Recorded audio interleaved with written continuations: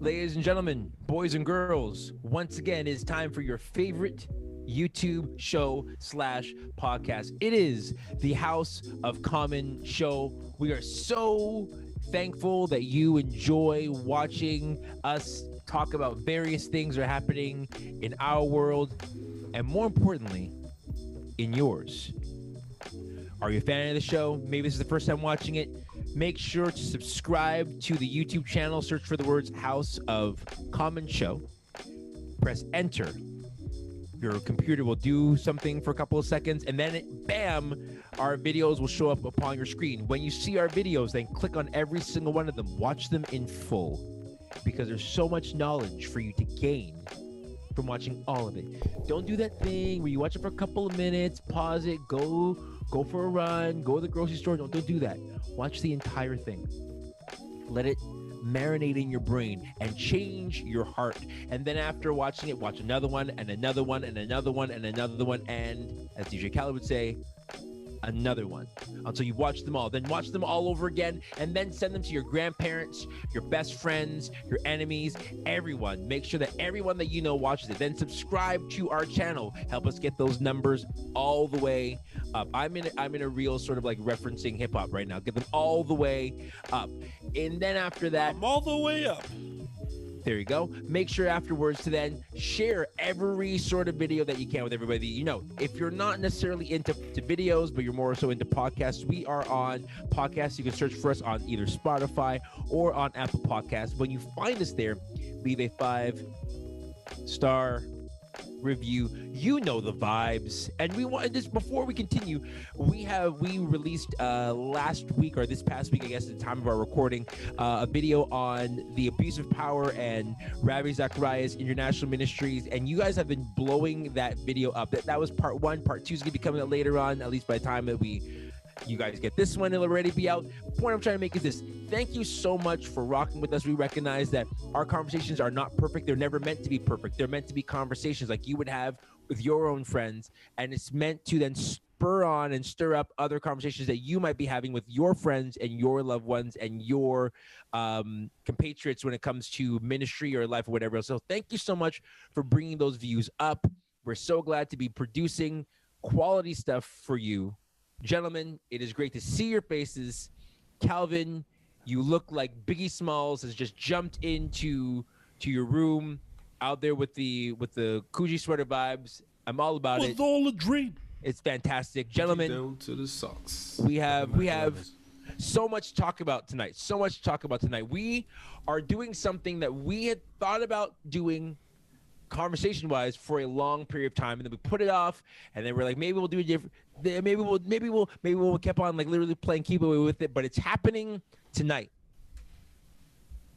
The House of Common show is talking about the hit ABC television show, The Bachelor.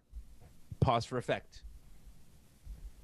It's happening tonight. We're going to be talking about The Bachelor. The Bachelor is, again, literally one of the most popular television shows in the world. Never watched. Well, none of us have watched it. I've watched it. Tim has watched it. He's watched it. It's like, I'm just gonna own up to it. It's like, it's better. in light of the it's in light of the recent events with The Bachelor. I will make a confession on air that I have watched it. Here you go. Don't let them shame you, Tim. Now, it's important. It's important to say this. It's really important to say this. Okay. There is no guilt in guilty pleasure TV shows. I confess that when MTV Canada was a thing, every Monday night, Rebecca and I, we would watch The Hills. Oh yeah, and The Hills after show.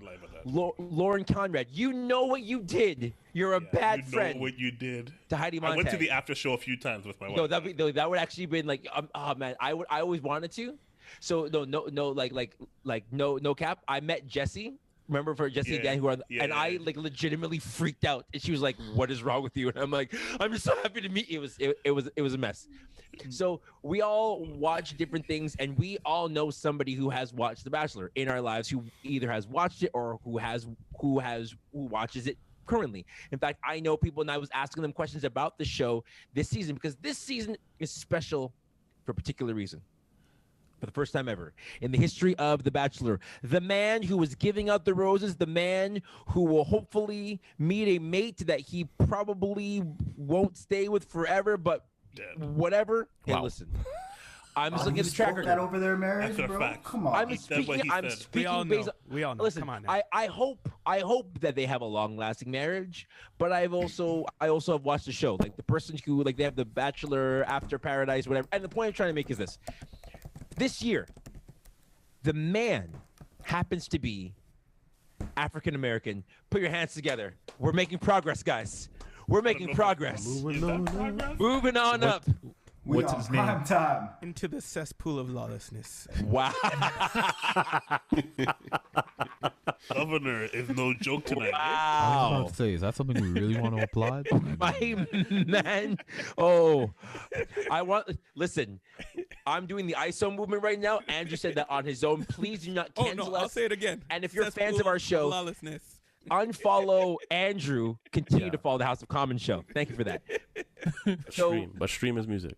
Yeah, but stream his music. He does have a song out there called "I See the Lord." It's on Spotify and on Apple Music. It's a great song.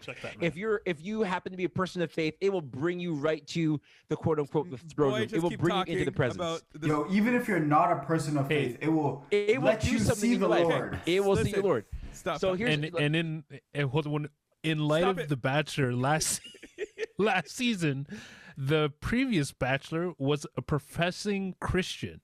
So he is definitely about seeing the Lord. So I'm just saying. There you go. So it all ties in, Andrew. You're already off the rails, guys. Anyhow, very quick. I know that Bachelor was a mess than Tim. So he spoke at EXO conference. What are you talking about? So check this out.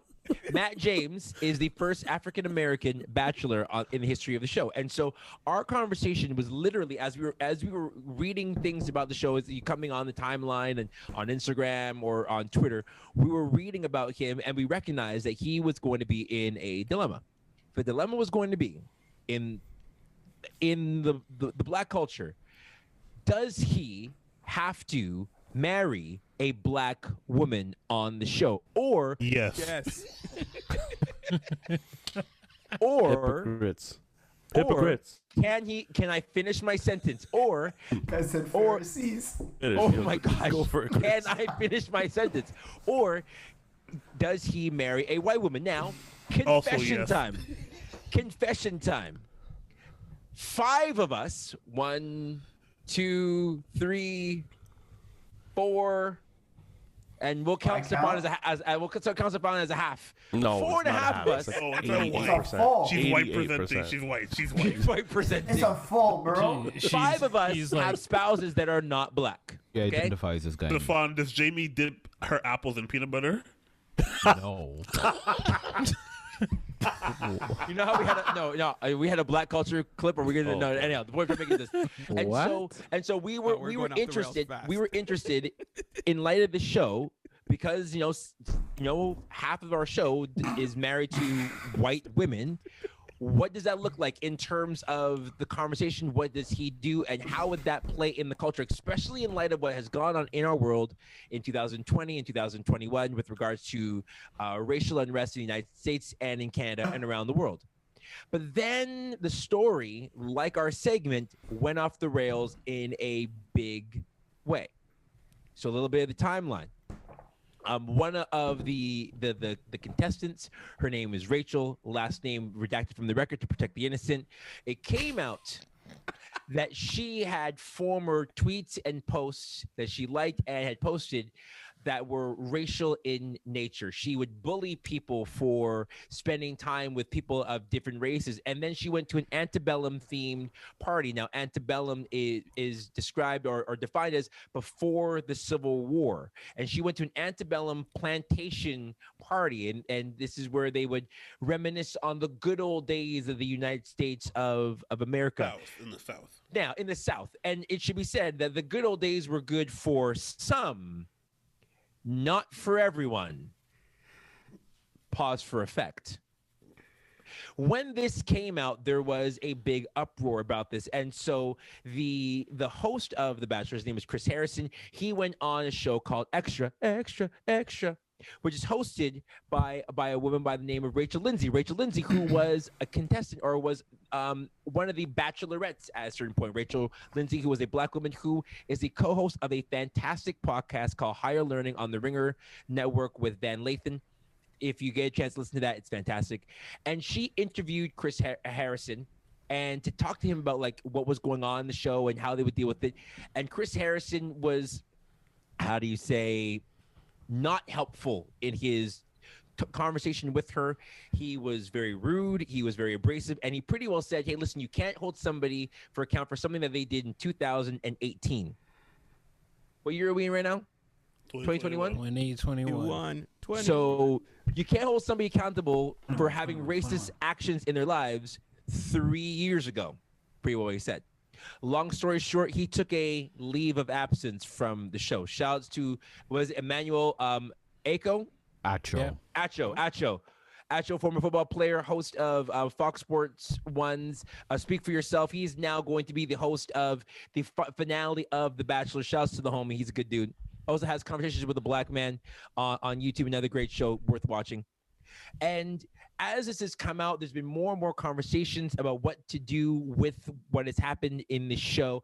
Along with that, Rachel Lindsay, because of her conversation with Chris Harrison and confronting him, she had to delete her Instagram because of bullying and racial taunts being thrown at her in her DMs and in her comments, simply because she asked somebody why he would allow something racist to be on his show. The show is a mess, naturally, because of the roses and the I'm going to make out with X amount of women or X amount of men and then give you a rose. Like it's people are trying to find true love though. And I guess it's harder to do that on Tinder or whatever else.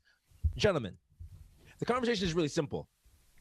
We'll have a conversation after the break about the racial component in terms of who Matt marries and what he's allowed to do or not do based on the culture. But for this conversation on this first block, can we have a conversation a little bit about what has happened in light of all this racial stuff that's going on in our world, our opinions on that? Is this cancer culture gone too far? Is it like Goldilocks and Three Bears? Is it too hot, too cold? Is it just right? That was a pretty long intro, but it needed to be a long intro to emphasize the importance of this conversation. Gentlemen, I toss it now to the house. First of all, thank you, Chase. Yeah. For breaking all of that down, because this is messy on top of messy, and I know you guys love me going first. That's okay. I'll take one for the team. I might jump in later because I might throw a couple bombs here, and come back and do a little bit of cleanup. First things first. The Yalem is crazy, right? Like the girl. I'm gonna apologize now. There's two Rachels. There's a black Rachel and a white Rachel. Is that correct? And there's also a white guy named Chris who hosts the show, or something like that. I don't have all the names and all the facts, and Chris isn't here anymore. So it's like I can let you know. So Rachel Lindsay is a former is a former bachelorette or her contestant. name's Rachel. Yeah, Rachel, whose last name starts with a K. And too many K's in that name, there is too many K's in that name. Could be 3. She is the one that. Well, it's like she is the one that is still there. So there's Rachel Lindsay, who is the outside. There is Rachel K, who is on the inside. And then there's. It's like I'm looking at O'Shea. Can I just say it? It's the moment's passed. The moment's passed. And then there's Chris. Pause. Okay. Bart, I'll help you out though. I'll help you out. You can say white Rachel and black Rachel. I'm giving you the white pass. I'm gonna do it. Anyways, so it doesn't matter. So here's what's going on. The white girl Rachel, she is wrong for what she did. Whether she wants to admit it or not, whether she wants to come out publicly or not, she needs to. That's just facts. 3 years ago is still too short of a time. Now, is there room for, as Chris would say it from the Bachelor show, room for grace and understanding? yes, but not as much as he's proclaiming as there should be. I think that's open and shut. You done wrong, and somehow the Black Bachelor, Matt James, did not sniff you out for all your ratchetness. Now, the other part that I think is even better than actually the whole thing with the white Rachel is actually the interview between Chris and Black Rachel. So they have what Chris would call a very civil conversation about opposing views on something, and Chris gets dragged for it. And this is where I kind of might show my cards a little bit. I'm not mad at Chris. I'm kind of like, I see your point. You know, we've talked about this a little bit where we have this aggressive leftist idea that is very aggressive and quick to cancel and quick to shut anything down without any explanation. And all he's trying to say is, well, we haven't heard her side. And on top of that, cancel culture is going to do what cancel culture does no matter what. So can we really be ready to just ravage her and just, like, you know, send her to exile and all that kind of stuff? And so he's wrong, but he's right. And he's right, but he's wrong. And the issue is sometimes, like we talked about even last week with Ravi, is you got to call a spade a spade. And what the moment needed was for Chris, the host of the show, to come out and to say, listen, if this is true, this is wrong. This is a hard line. Now, we don't know if, you know, she actually did X, Y, Z. Some of the stuff is provable, some of the stuff is not provable because she hasn't come out and spoken yet. But the thing is, if you do know some of the facts and you don't make any hard line, then it becomes very hard for people to kind of show grace to even you. And that's why he gets dragged. So these are young people. I don't know how old White Rachel is, but 3 years ago, like 24. There you go, 24. Listen, at 20. Yo, Tim. Accurate. Yo, Tim, that was too fast, man. How you doing? Yeah, I'm telling you. I thought you said you only watched 2 Telling us what? seasons, bro. I thought you said you only Tim watched 2 knows. seasons. Tim's Yo, I fast. watched 2 seasons and then I watched the latest episode that wasn't the reunion. Quick. And It's like we said we will watch this. Okay, anyway. we did. So I'm going to stop around here just because I have more to say, but I'm going to save some for the others. At the end of the day, I think White Rachel needs to apologize and come out and just say what was wrong. And I don't know if she needs to be fully canceled for that. Like, I don't know. When you're 21 years old or you're 20 years old, you're dumb. You actually are. You're just stupid. And Chris mentioned this, the host of the show, you know, the intensification of the lens of wokeness in 2021 is at a fever pitch. And everybody want to be woke. And I'm like, yeah, we were still somewhat woke in 2018. Like, Dear White People came out in 2018. So she should know better. But she also grew up in a part of the world where they don't know better. And they still need to get learned. So you need to get your lumps. But at the same time, canceling everybody the whole way, like removing her from this planet and sending her to Azazel, is too much. So I don't know. It has to go somewhere in between. I have more thoughts. I'm gonna let other people go. I think. Well, I agree. I agree with you, Bart. I think that, like, listen, man, like, are we gonna start canceling everybody who did something wrong at the age of 21? Like, we talked about the kid who stepped to Cam. Like, he's what, 16, 17, 18? Like, you do stupid stuff at that age, in that age category. Like, I just don't understand what. Here's my sort of question. What does society gain from this girl being canceled? Like, do we gain anything? Are we all happy that, Sweet hey, satisfaction. we get the satisfaction? Like, I just don't think that, like, I don't think it's necessary. Like, this whole Bachelor thing is messy. Like, I just don't. She's obviously on the show, so clearly she might not have a problem with Black people anymore. Like, I just think that maybe she's gotten over it. I'm gonna hope. But I just, like, this whole And she did something right. She made it to the final four with the Black dude, yo. right. So, like, you know, clearly she's got the fever. I think that like, Yo, you're a mess. It's like, yo, pause. why do we That's do the this? pause moment. I just don't Either understand. fever or good. You know what I'm saying? One to two. You know what I mean? Yeah, I mean, I just don't think that the canceling people. My problem is canceling people from things they did in the past. You know what I mean? Like far past, like 3 years. That's a long time based on what we've lived through, especially in this last year. Like just 3 years ago. Like, come on, is this necessary? I think Chris, when he was being interviewed by Rachel Lindsay, I think he's kind of. I agree with you, Bart. I think he's kind of right in the fact that, like, okay, now we're all outraged, but do we really care about this? No, we don't care. We're just outraged in the moment. And then, you know, after the moment's pass, we're going to go back to our regular day jobs and do everything we would normally have done. And this girl's life is somewhat ruined, but there's a bounce back effectiveness that never mind. I'm done. I'm gonna say let me cut in here.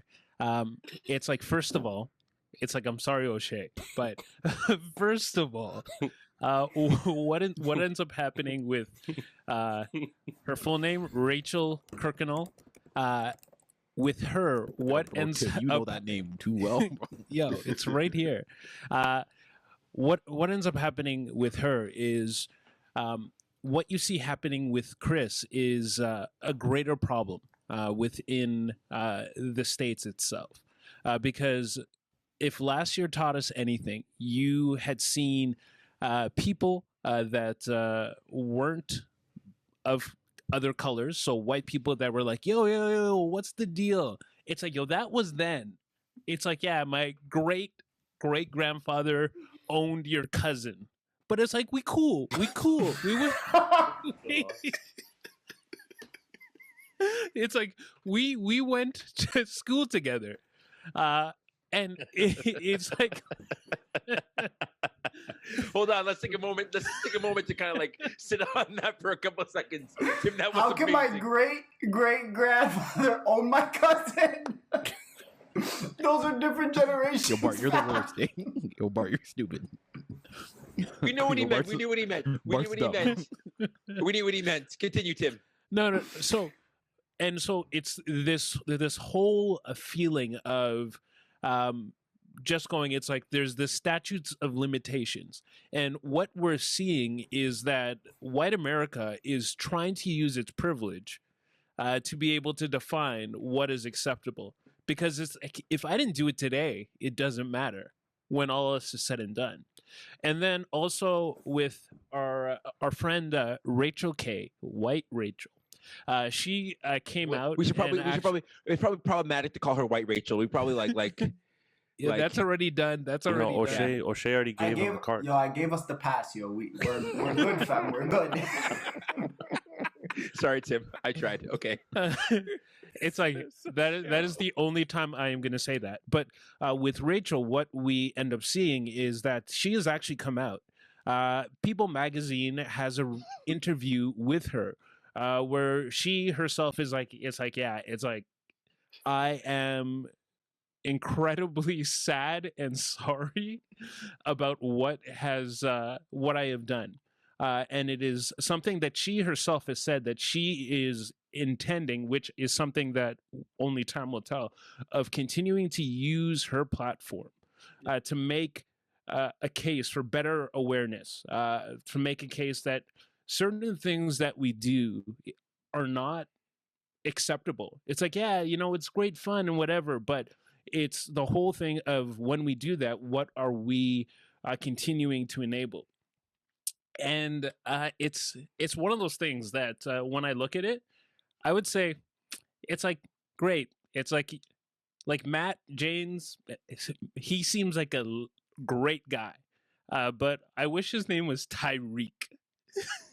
Wow! And he grew up. Whoa! No. Whoa! What's happening right now?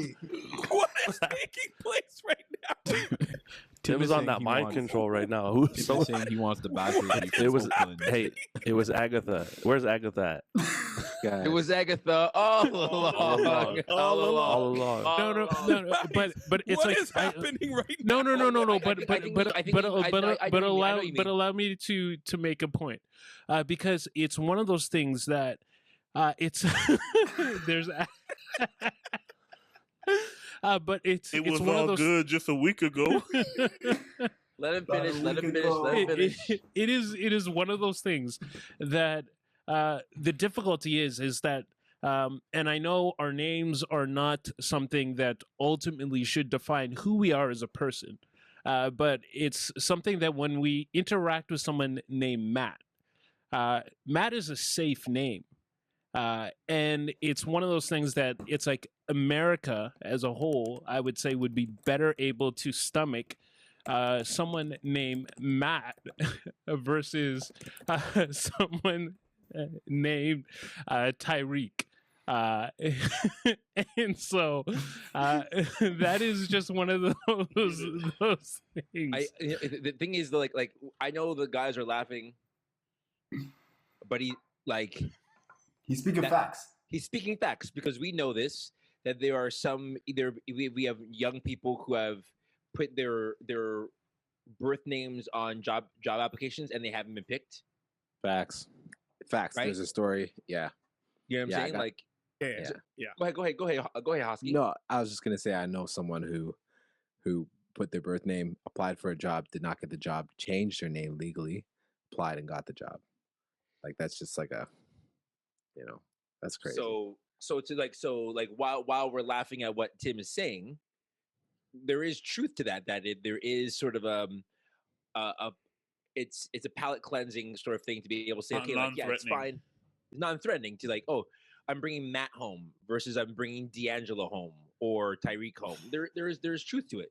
Yeah, but they're not that far apart as maybe the statement makes it seem. Like, how many people have, with a white trending name, let's say, like for example, me, Calvin James, blah blah blah, Forbes, can't put out the full Govey. The Govey, can't put out the Govey. Can't put out the Govey. On my resume, it's a great looking name. It's a great sounding name. You show up in person, I'm still black. So yes, maybe I get the interview, but if I walk through the door and I'm already canceled from the opportunity, then it's the same thing. Adam, I saw you. Adam, I saw that. If you are listening, I can't tell you. You need to watch the video to see what Adam did to know why we went quiet. It was actually pretty funny. And off air, I'm pretty sure on break that there might be a fight that breaks out, and it's gonna be fantastic. O'Shea, you were supposed to talk, and then Tim passionately came in clutch. That's what he did. He came in clutch. But I feel like this situation, I have more questions than I feel like I do answers. Like, Bart, you touched on it, and I think something you said is crucial, but like, that was a pause moment. But he said, like, the situation and the incident happened 3 years ago, and I guess that's just a question where, like, I get now in my head where I'm like, all right, how long does it take for someone of a racist mindset now to not be racist? And then Stefan kind of touched on it where I don't think she's in that same mindset, and I can't 100% speak for this woman, but like, she wouldn't be on the show trying to date a black guy. That's the same argument that Kevin Hart made about the Oscars and the homophobic tweets. He said, how long do I have to wait? Even though I didn't like what I said and I apologize for it then. How long, basically, yeah. But my question is, who's the majority of people that are, I think someone posted in chat, but who's the majority of people that are actually mad about this? I think there's people that are mad on both sides. You've got those extreme on both sides that are going to freak out, that are going to lose it, whether white or black. But I think that one of the issues that remains is, listen, Chris, I have more mercy or grace for Chris than I do for Rachel, right? Like, Chris said a few things that were foolish, and yes, maybe, but if someone was just listening to it and wasn't paying really a lot of attention to it, they would let those things pass. They wouldn't even think about it. It's those who are really thinking about it, all of a sudden calling it out, putting it out there. For Rachel, you have pictures. She's bullied a girl for dating a black guy, and now she's on a show where she might be married to a black guy. So those are the things where people are now holding her accountable to it. But then, if we're holding someone accountable to that and canceling them, we're now creating a notion that someone can't change. Oh, and I'm not saying that you. No, I know you're not, race. But like, I'm just saying that's what people are doing, right? But like that thought process is stupid because right. we're fighting so hard tell that to Matt James when it comes out that he already picked this Rachel girl because it's all pre-recorded, right? It's already done, and all the drama came out afterwards. I'm hoping that he picks the wrong person and then it all blows up even more. But here's the thing. Likes a mess. But here's the thing. This mess is actually a good thing for The Bachelor. People forget and we say it all the time. Even when you lose, you win. And so for The Bachelor right now, these guys are getting ratings because people are reading every headline. Yeah, they want to tune into the whatever. What do you call that thing, Tim? The rose ceremony. The rose ceremony. Tim is our official Bachelor correspondent. Tim's the I'm here live right now. I'm here live at the rose ceremony. Tim Sills, everybody. Can someone explain to me the rose ceremony? Isn't that the end of every episode he gives a rose? Tim. We now turn to Timothy Sills, our Bachelor correspondent. Timothy, back to you. So what ends up happening is this season is weird. Like episodes are an hour and a half. It's like this isn't our normal Bachelor. keep in mind, I have watched seasons, but I haven't watched this in a long time. But what'll end up happening is, depending on how the show is progressing, let's say there are 10 girls, they will determine that he is going to get 8 roses. And so then from there, based on the dates or the conversations or the intrigue that he has for them, he gives out the roses to those that he feels he wants to get to know better. And so, know better, you mean smash? This sounds like Survivor with people. That itself would only potentially happen when they have the one-on-one weekends with like the fantasy suite. This guy knows way too much. I know, this guy knows way too much. What? Tim played us, bro. Tim knows adequately enough for the show that he's watched before. Not gonna hate on they get one-on-one time. Yo, he told us he didn't watch it. We know the shows that we know. Cards? Like, what's going on? We know the shows that we know. Trading cards. The show that he knows. I'm not gonna hate on you, Timothy. Thank you. We go right back to our Bachelor correspondent. Hey, listen, don't be afraid. Don't be afraid. Not afraid. You guys are lame. Continue, Tim. And so what ends up happening is the last real episode, which was like 2 weeks ago, which wasn't a reunion where it's like all the girls that he cut. There was 4 girls that were on that show. One was from Toronto. She was like, go 66666. I said more than 3 sixes, you dummies. Andrew was like, "Why you do this to our show right now?" but anyways, so what ended up happening was one girl, she ended up leaving because Matt met her parents, and it's like her and her mom had a conversation, and her mom was like, real talk, it's like, you don't seem smitten. It's like he seems to have checked all the boxes in your head, but it's like, I don't know. And so they had like a heart-to-heart, and then she was like, yeah, it's like, you are not the guy for me. And she left. So when they got to the rose ceremony, there were 3 roses and 3 girls. And so now the drama becomes, who does he give the rose to first? And who does he give it to last? But what ends up happening is the roses should always be an option, a way of eliminating, kind of like Survivor and the Tribal Council. Yeah. Extinguish the rose. Adam's contribution is amazing. Let's go back to now that we've gotten the breakdown. Kind of round out this segment. We'll take a break, and then we'll get more into some other stuff related to the show. But we've talked a little bit about cancel culture and whether somebody can change or whether somebody can't. I think we're all of the mindset that for the most part, if given the opportunity, someone, if they want to, can change. Right? Would we agree with that? If they want to, somebody can. Yes. I don't know. In the words of Rocky, if I can change, then all of you can change. Rocky 3. Well, and then there's an assumption that Rocky 4. they haven't. Adam, Okay. Rocky 3 or Rocky 4? Which one? Yeah, there's an assumption that they haven't already changed. When you start going into old tweets, they might have already changed. That's the thing. We would imagine that what you got, Jason? Most people don't change until they get caught. Ooh, caramba. You. Come on. Oh, we going there? Shots fired. Everybody strap up. I'm zooming in, baby. Let's go. Okay. So, okay. God, the Miami Vice pose. Let's extend this for another couple of minutes because something just got said that we need to deal with in the house. My man said people don't change until they get caught. Yeah, them got caught. That means that she was walking in there all antebellum party-ish like until they found out that she was then contrite, Corvette, right? Adam, you were the first one to freak out about that. So when you hear Jason say that, what does that say to you? Do you agree with that statement? Do you disagree with that statement? It's about to get messier than it was before. It's like episode 19 of Bachelor season 7. I don't know. Oh man, I just say. Oh man, I don't know. I think Go it's for it, Tim. 24. Oh, yes. man. Oh, God. Yes. I don't know. I just think that there's a lot of.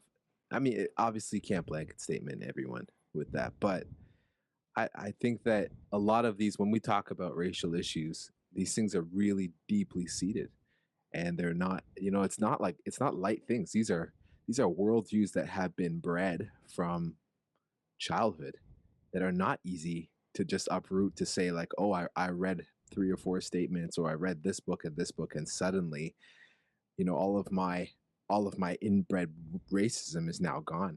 And so, yeah, like I think, maybe like, we want to hope for the best. We want to hope that there's a path of a person changing and they're understanding, a little more, and they're expanding their worldview. But the unfortunate part about it is what is for a lot of people, it's exactly what Jason is saying, is that like, you get backed into a corner, you get caught, and suddenly you change your tune, but that doesn't necessarily change your heart. Again, who is that for us to say though? Like that's the other part that's tough, right? Is when we're talking about a heart issue. None of us can talk about someone's heart. Like I can't go, yo, Bart, your heart's not in what you're doing. No, it's that's no, but you can right? see you can see the fruit of that.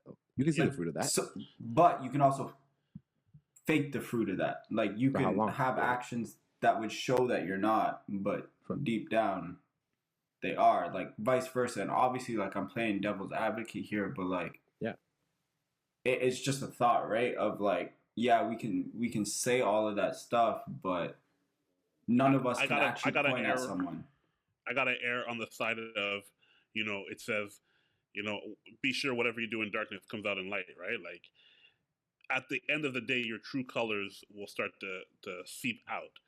And if I don't see any change, and we've had conversation, I don't know who sings this song, but if that same, I don't know, Snow Patrol or whatever, say something, I'm giving up on you. Like if you don't say something, yo, I'm dashing you, fam. You're done. Like you gotta show some change, or else I now know who you really are, and I will judge accordingly. So I guess the question is, do you guys think you've seen the change in her? I don't even know. I mean, like we're basing in terms of her, we're basing that on tweets. We're basing that on statements. We're basing that on her defending Rachel Lindsay after Rachel Lindsay had to leave Instagram. We put it in our research for tonight's show that she came out and said like, hey, listen, that's not right. Yeah. Standing with their Black, Indigenous people of color, like we like it really is one of those show and proves. But I mean, we've been alive long enough to see artists, pastors, leaders, based on what we've talked about in a couple of episodes before. We've seen this with very few people who they change their tune for the public, right? Because dollars are involved, ad revenues involved, bookings are involved. but that's not who they actually are. Like it really is like this time, time that shows it. I mean, not to reference too heavily on last week's taping, last week's episode, but you should watch the Abuse of Power part 1 and part 2 when it comes out. But we didn't know anything about Ravi Zacharias until after he passed away. Like there were always rumors, there was always sort of quiet rumblings, but we didn't know the extent of it until afterwards. So you can go the entire time, right? Like pretending like nothing's going on and everyone thinks you've changed, and then it comes out later on that you're exactly who you were the entire time. Mm-hmm. It really is one of those weird things. Like it's a weird sort of face. You gotta take people at face value, but discernment is discernment is discernment is discernment is discernment.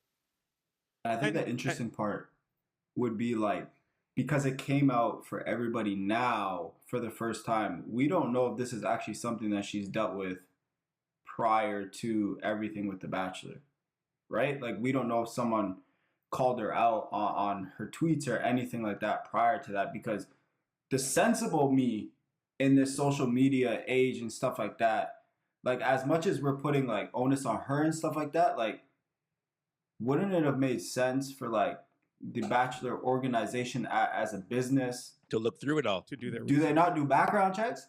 Yeah. Do they not look at stuff like that and go, this might actually be a problem, some of their tweets? So like, O'Shea, again, O'Shea, do you think that this is bad for the Bachelor's business? Absolutely. Exactly. That's what I just said. This is amazing for their business. Right. There's nine guys. Talking about. There's 9 guys on a show. There's 8 guys on this show that are talking about The Bachelor that have literally almost never watched it. This is incredible. I like. So I'm not going at it from a business standpoint. I'm going at it from the same thing that we're talking about, right? Of understanding people's hearts. You now have a whole committee of people that probably have seen all this stuff. So like, this is where at the beginning of this whole segment, I was like, I have more questions, because we're throwing a lot of shade to White Rachel and the individuals that are on the camera, but I feel like there's not enough attention being shown to maybe the people behind the camera who are pulling the strings, who are making the decisions, who probably came across these tweets and went, we want these to stay because we want the clout that's going to come with this. Of course. That's why in the boardroom at ABC, people are high-fiving and counting all that ad money that they're getting in, because the ratings are going up, because people want the mess. You know, they love the tweets. They love everything that's happening right now. I think that they probably saw them and were like, yeah, this is going to blow up. High five. Yeah. Let's go. I honestly, like, now that we've talked about it, I'm like, yo, listen, I know I'm not a conspiracy theorist, but you are. You are though, Saban. You are 100%. Like, you always want people to take arms, bro. So it goes. You and Andrew are the. Wait a minute, guys. I don't know. Like you and Andrew are the two. Don't wear your masks. They got microchips in them. They're the alternative facts. Stop a bit. Members of You guys are sorry, bring up stuff all the time too.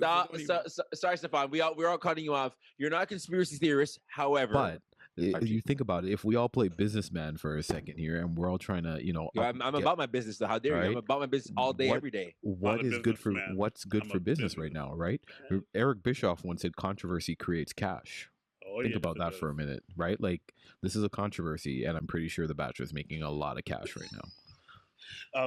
I just picture all of the executives as white males inside of ABC, just holding like the palms of their fingertips together and going, Birdman.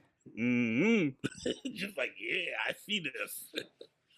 Yeah, I think the flip side though too is, I think Adam said it, but you understand why people are mad too, because you have hundreds of years of history of conflict and deep-rooted racism, things like that. So at the slightest remark, the slightest thing, while we don't believe in cancel culture, you can understand why people are mad and people are upset, because now they're thinking, oh, my forefathers, or this and that, and now they're bringing it up to 2021.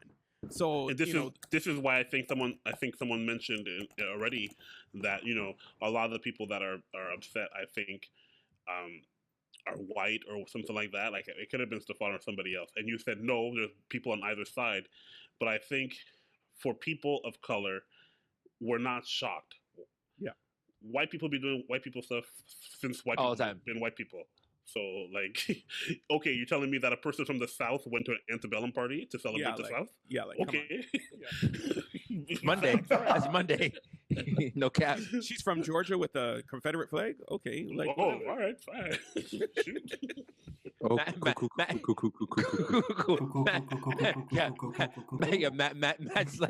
James like, is she down the clown though? Yes. I bet. Bring her to the show. No, that's literally Is she what a he's like. fam? Yo. But is she like, is she fine though? Yeah. Yeah, We yeah, just man. wanna She's okay. Okay, clarify, great. Bet. Bring her through. we do want to clarify. We're saying Matt James. Yeah, Matt James. Not Matt J-A-M. James. Matt Yeah, because we know that Matt James watches this show. Yo, Matt was wanted, fam. Shout out to Matt James. That being said, though, shouts to Rich James, President El Presidente. We know that you rock with us. No, but we know that Matt's not watching our show. So we get that discount. we know that. Yo, Rich, we gotta get a discount for Young Buck. Yo, Anyhow. O'Shea scholarship. No, don't. Anyway, one light skin a year, bro. Okay, next. This Let is me going say this. so wild. Let me say this before we take a break. One of the things that this has brought up, though, on the show is there's multiple Instagram accounts. There's websites called Bachelor Nation, things like that. And what they've noticed is that there's been an increase in racial comments, racial rhetoric, and anti-Black conversation happening in the midst of this. So what's crazy is very much like what happened in the United States during the American election, and then the Stop the Steal and everything like that. That these people who aren't even connected to the show, who are not even fans of the show, are now making comments on things based on something that is way bigger than just a rose being passed, to the point where, like Adam said, 8mans and Tim are talking about a show that we know nothing about. Like, that's how big of a thing it is. Like, it seeps into our consciousness. Like, we see it on our Twitter feeds, on our Facebook feeds. We're seeing it in the news as this conversation is happening. The reality is, racism happens everywhere, and it's even worse when you get caught for it. Yeah, and just before you go, Chase, I thought that was beautiful what you said, but I think I want to also clarify that, like, racism isn't just going to an antebellum prom. You know what I mean? Like, it is a deep-seated thing. We covered this in last season, but it is a deep-seated thing.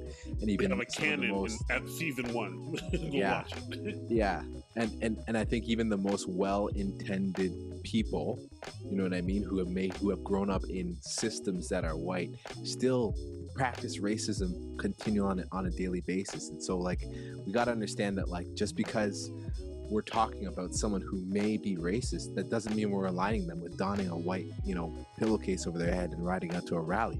Like, racism is prevalent and it's all around us. Can't put it any better than that. This has been the House of Common Show.